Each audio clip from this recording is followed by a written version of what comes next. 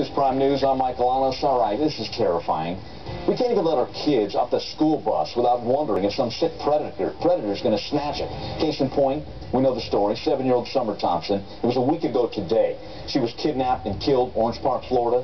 Well, now her family is getting ready to bury her. All this while a child killer is on the loose. And listen to this. John Walsh from America's Most Wanted thinks this is no first-time criminal. Let's listen. The sheriff and I both feel that it was a predator who's probably done it before.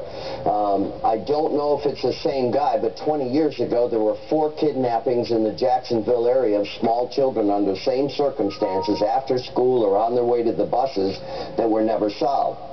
So I would hate to think that this is a serial child killer who has raised his ugly head. I've seen this happen before. Rapists and child killers come out of retirement because they can't stop. Just that phraseology there, coming out of retirement.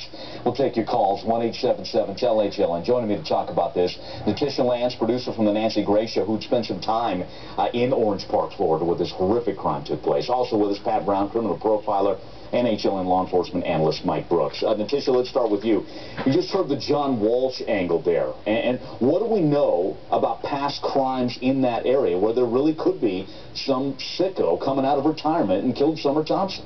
Well, it is a possibility, Mike, and if what he's saying is true, based on his conversations with the sheriff of Clay County there down in Florida, then this could be a very likely possibility. There is a long list of children who have been missing, and those cases have been unsolved for quite some time, dating back as far as 35 years ago, not just 20 years ago. So there's a very strong possibility, and also we do know that in this area, at least within a 5-mile radius of where Summer Thompson lived, there's been at least 90 sex offenders who have been cleared, at least at this point, who police have investigated. They've searched their homes, they've spoken to their family members.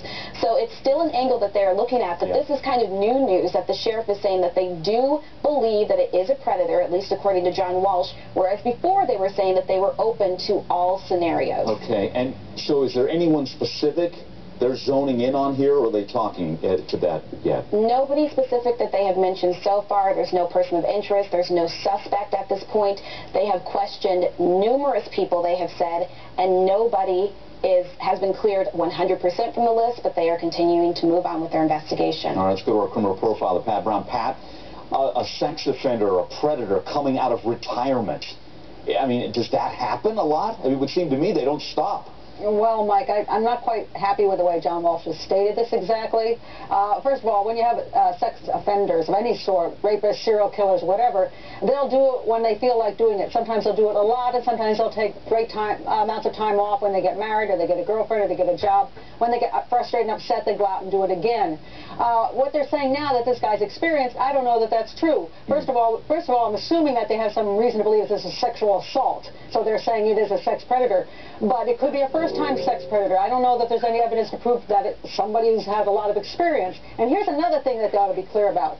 It doesn't have to be a child sex offender. There are a lot of serial killers out there, and this would be one now since she was murdered. This would be a serial killer, and sometimes they target young children simply because there's not an older teenager or a young female available who may be in her 20s. They may rather have that, but they couldn't find it. Oh, here's a kid. Let's grab her. Some of them go up and down in ages crazily. So we don't want to focus just on child sex offenders. We want to focus on all sex offenders. And so from what you're seeing, you're not, from what we know so far, you're not saying, yeah, that looks like someone who could have done this before. You're saying it could be first time or 10th time. You're not sure. Absolutely. We cannot possibly know that. So therefore, you don't want to say that the sex offenders in the neighborhood have to be somebody who's, repeated this, they're skilled at it. You want to look at guys who maybe are completely off your radar, somebody who's maybe 23 years old who just decided to do it that day. So everybody should be a suspect in that sense. Everybody in that neighborhood, because this girl was kidnapped and killed by somebody right in that area. Yeah. Mike Brooks, what are you seeing here with the, on all fronts we've been talking about, especially someone, quote-unquote, coming out of retirement? Yeah, what that says to me, that there is a possibility they believe that this is someone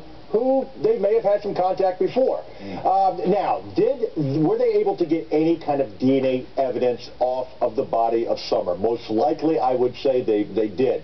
And hopefully, you always hope that this person who might be responsible for this could be in a DNA database that they could cross-check against the evidence they recovered there off of Summer.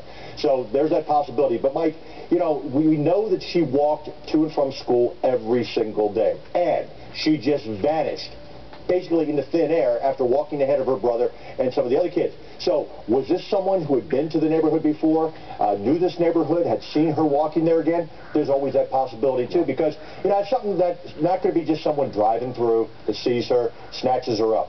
They know that she was one ahead of the children. They knew how much time that they had. I mean, it sounds to me like this is someone who had been in that area before. Okay, let's talk about that area. Natisha, what? Residential area, right? Purely residential area. Would a lot of people possibly seen something? Oh yeah, there is house after house after house, and I think Pat hit on a very legitimate fear that is in that neighborhood, in that community, is that it could be anybody. It could be the neighbor. It could be anybody around that neighborhood, and I think the people in that community are very fearful of that. I mean, this house that she was last seen in front of is about a half a mile away from her home, 500 yards away from the school.